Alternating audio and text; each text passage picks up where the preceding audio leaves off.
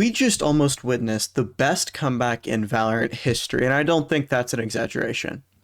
PaperX were up 11-1. Then Liquid came storming back. But how? And most importantly, how did they fall in the most crucial moments? I'm Lionzblade. 65% of you aren't subscribed, so go ahead and sub so I can get 10K by the end of the year. And let's take a look here at how the greatest comeback of all time fell just short. Now, it's 11-1 here, and in my Discord watch party, link in description so you can go ahead and join the Discord, everyone thought it was over, honestly, including me. 11-1 is a comeback that is historic and would be if they were able to close it out.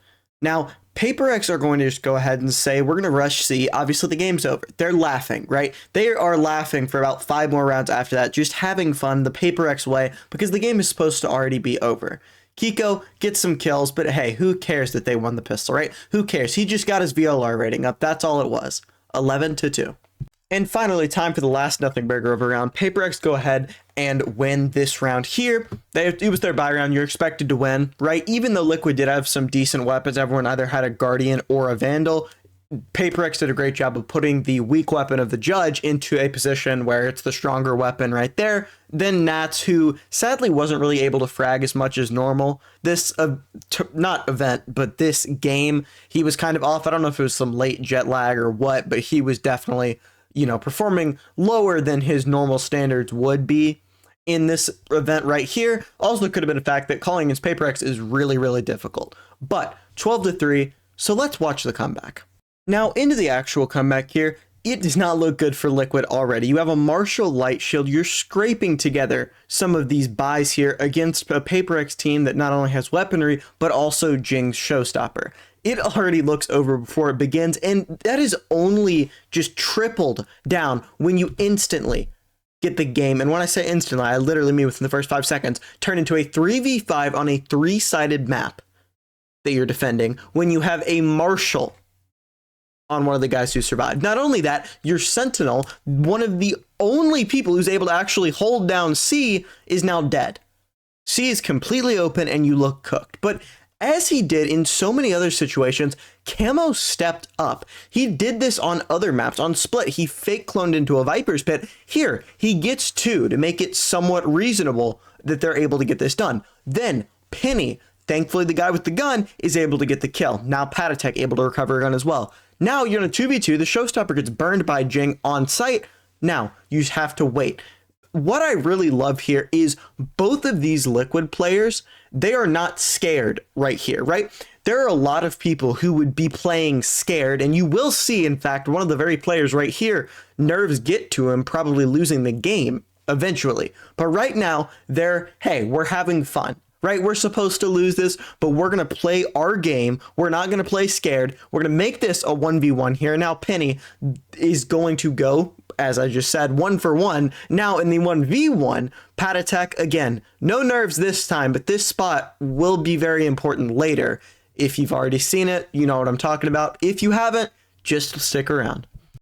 I'm not going to stop talking about flow state because I truly believe in it. This stuff is the real deal. And again, if you don't believe me, that's fine. I'm not a good ranked player, but these guys are very good at the game.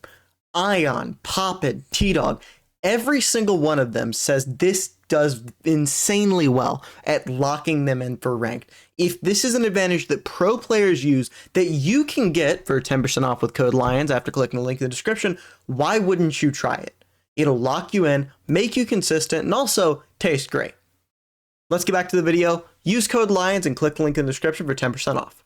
Now on the next round, if you'll notice, PaperX have first off Patman on the Sheriff and then some light armor here. This is something that you look back on and go, well, maybe they should have saved. In the moment, I don't think it's something anyone's going to really complain about. Now, if it was more of a kind of disconjointed buy, I could see it, but it's one Sheriff, and with what ends up happening, it doesn't matter anyways. But again, if you want to technically be playing perfect Valorant, you might have saved here. Camo, though, steps up, gets 4, shuts it down. Now, 12-5, and in FNS's chat, the jokes, let me tell you, they were rolling. Eco round here from PaperX, and while you watch this in the background, I do want to say the comp from Liquid was atrocious. And when I say atrocious, I truly mean atrocious. Waylay should not be played anywhere near the tier 1 level. I think G2 have proven that even with all their firepower, the Waylay Ascent comp still is not good as it would be with a Yoru. Heck, even with a Jet.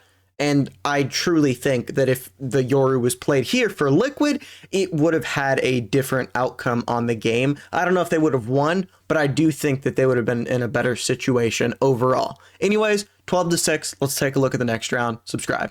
Now, if you're Liquid, this round has you very worried. PaperX have 2 massive ultimates online, and they're 1 away from the Yoru ult, so you're very, very, very concerned about just them kind of brute forcing the game with ults. You'll see that happen a lot when teams have big leads and they want to play more disciplined. They'll just wait, lose a couple rounds, gather up ult orbs, and just force around with their high impact ultimates, and now you're worried about that happening to you if you're Liquid.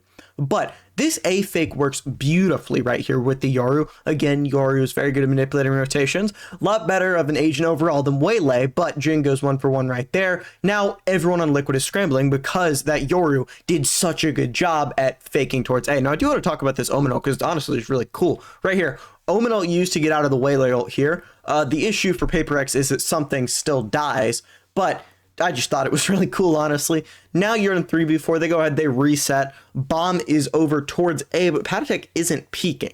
He's just waiting and waiting and waiting, not wanting to risk giving up the numbers advantage. So Forsaken goes, okay, I'll go right back into B. We can plant, we can chill, and we can try and win here. You do still have Devi's ultimate here, but again, Camo has saved them so many times, right? If you've watched this game live, which again, you could watch it in the watch party in my Discord, then you know that Camo has been their savior. Right there when Forsaken got caught with his knife out, Camo gets that kill. Then Camo is able to get yet another kill right here, and for the ace, he kills Patman. 12-7, and now's when you start to wonder. You may not start to believe, but you do start to wonder, is this possible? I talked about ult dumping before, and now it's a concern again. You have the Yoru ult, the Showstopper, and the Vice ult online here, while for Liquid, all you have is that Omen ult from Kiko. So there is a very real chance that PaperX could just brute force it with the ultimate. As you see here, Yoru ult used to clear out all of sight. It even, in fact, is able to show, hey, Penny is up in this smoke right here, as you can see from that ping. They know it, but they don't act on it, and you'll see what I mean in a second when you look at the kill feed, but Penny ends up getting 2 after that whiff from Patatek, maybe a foreshadowing of things to come, but 1-2, skip a few, 3v5 scenario now, and I love what he does right here, by the way. Penny is a guy who just got added to Liquid. He's a YFP player. If you don't know who that is, they're an American tier 2 organization. He was literally just added as a sub for Liquid, and he's performed remarkably well considering the circumstances, but more than that, he's been willing to be a selfless player.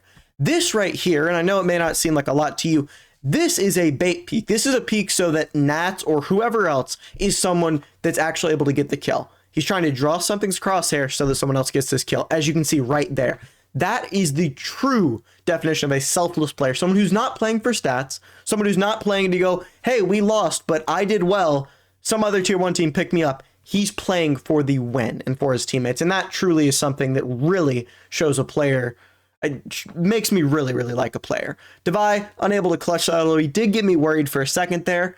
12-9, and you start believing in the back of your head that something might actually be going on, that you might be witnessing history. Now, I'm not covering this full round, but I do want to talk about how good Liquid, specifically Nats, but in this instance, Patatek, have been at situationally using the Outlaw, probably one of the best teams that I can remember. You get a free first blood there because, again, every single PaperX player had light shields on this round. Free first blood against a team that can be very dangerous and feisty on those eco rounds. Just a big shout out to the coaches and obviously the players for realizing when they are in a situation where it can be advantageous to go ahead and use that Outlaw. Probably should have been a kill there from Jing. I don't know what happened there. The Bucky is broken.